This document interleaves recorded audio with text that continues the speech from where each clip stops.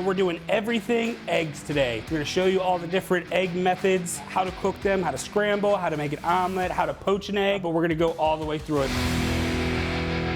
Hey y'all, welcome to Fail Proof Kitchen. My name is Jenna Fail. And I'm Chef Robbie Jester, winner of Pressure Cooker on Netflix, Beat Bobby Flay, and Guy's Grocery Games. So first of all, we're gonna start with a hot pan, or I should say like a medium hot pan. So we're gonna start out with some of the simpler, faster eggs, and then we're gonna go from there.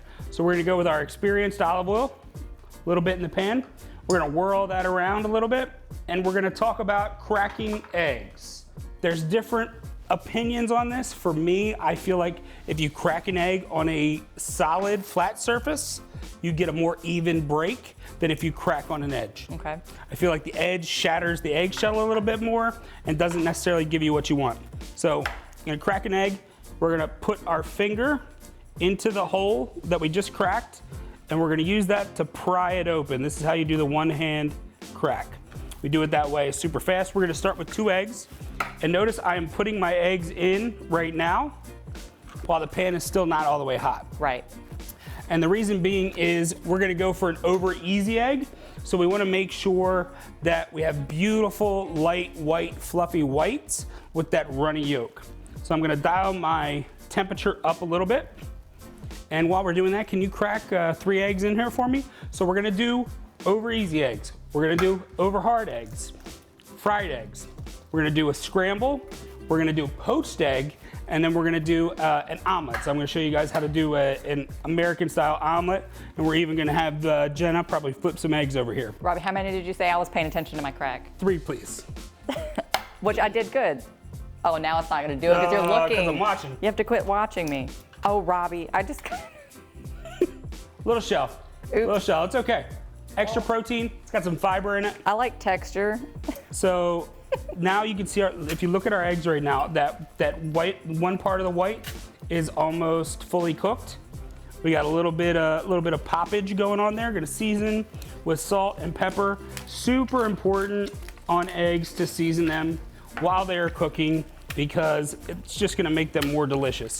Now, because we're using a non-stick pan, with a little bit of effort, a little bit of shake, we can move that egg all the way around in there. So once we have our thinner part of the whites are fully cooked, and I see the thicker parts starting to cook, we're gonna go ahead and we're gonna flip. So we're gonna move stuff to the front of the pan and lightly flip like that. That was pretty good. So we have beautiful, lightly colored eggs. There's not too much what we would call searing here, where you would see any of that dark color that you kind of see on kind of diner over easy eggs and stuff like that.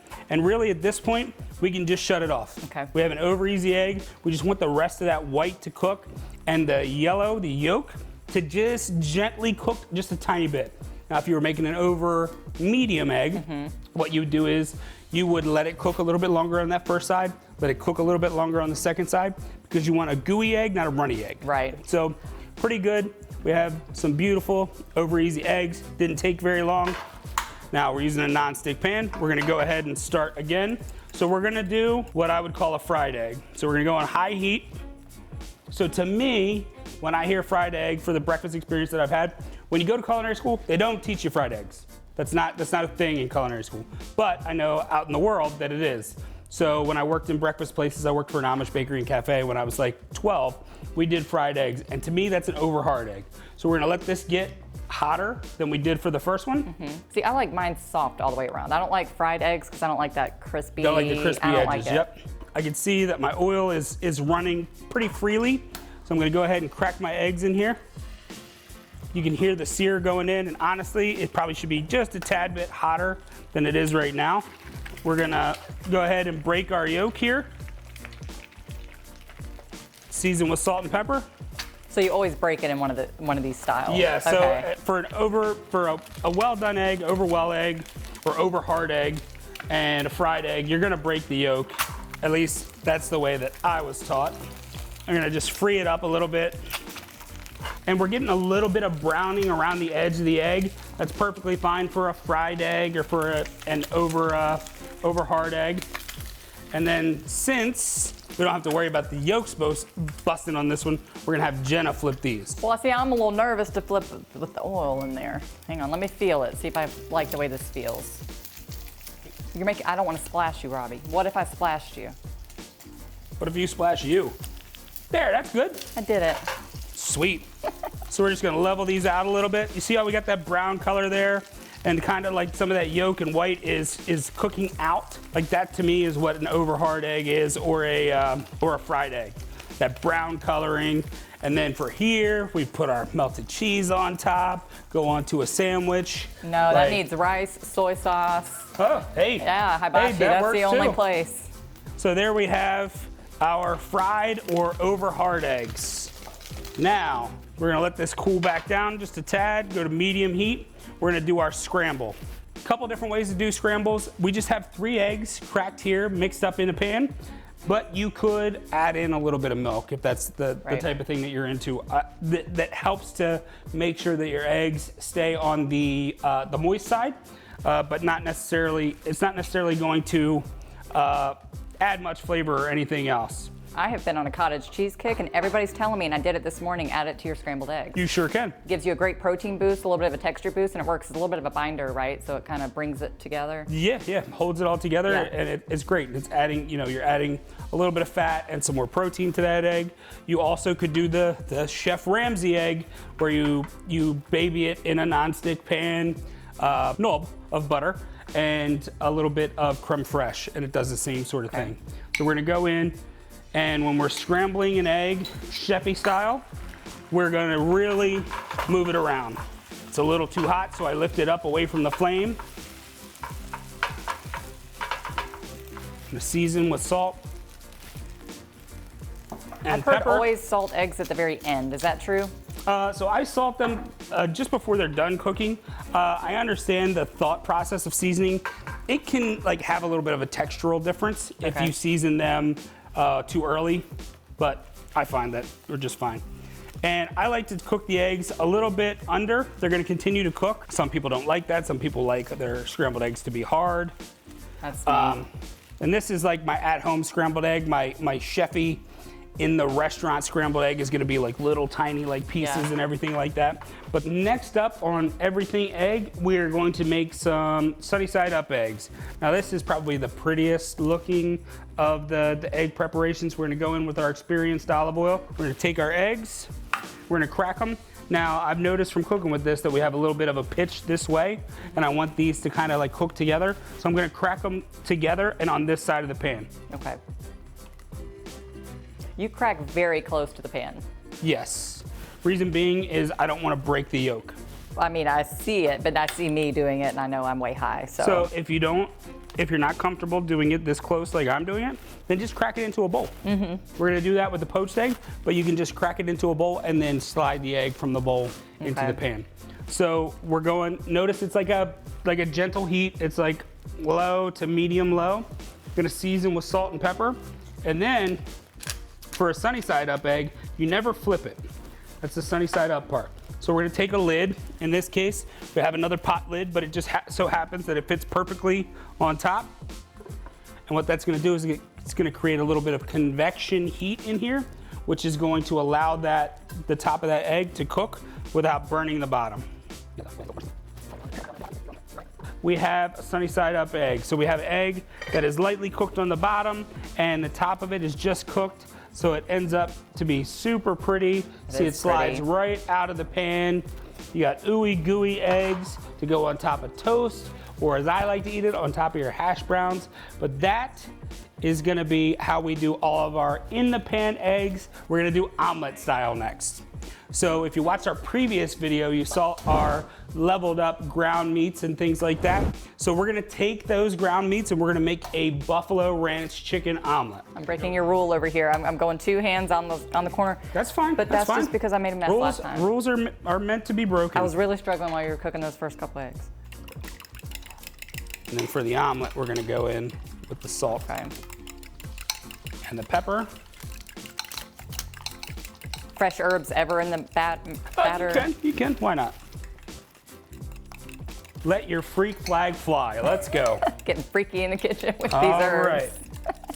So we're gonna go ahead, we're gonna drop in, we already have our oil in there. And similar to the scramble, we're going to work a pan. Oh, I never do that when I do omelets. So we want a nice fluffy scrambled egg, and we want, more importantly, we want one that doesn't have a whole lot of brown on it. And this is an American style omelet. It's not a French trifold omelet, which is like a whole nother thing where you can get absolutely no browning on it in a traditional French omelet. And it's rolled up, it looks like a little egg burrito. So we've got that. And I'm just lifting up the sides and letting any loose egg kind of run around the omelet there. So I'm gonna go ahead and flip this omelet. Jenna's gonna grab my ground meats for us. Jenna's gonna bring me the ground meats from our previous episode. We're gonna go in with a little bit of cheese right down on the bottom of the omelet here. And then we're gonna come in with some of our ground meats. It's gonna make a mess, but let's go. We're gonna go in there, we're gonna turn our flame off and just let that heat through. That's a great use of your pre-made meat already. Yeah, in addition absolutely. to, I mean, you can have it for breakfast. I think a lot of times people don't think of incorporating meats like that at breakfast. But It's perfect for breakfast. You know, those ground meats, when we make them that way with so much flavor, they really are very versatile. So we're gonna go ahead and fold over. I'm right-handed, so I'm gonna kind of push everything into the front side of this pan. I'm gonna flip this plate sideways. ah, look at that. We have our turkey buffalo ranch omelet there. Delicious. That Loaded would with go protein. Loaded with protein.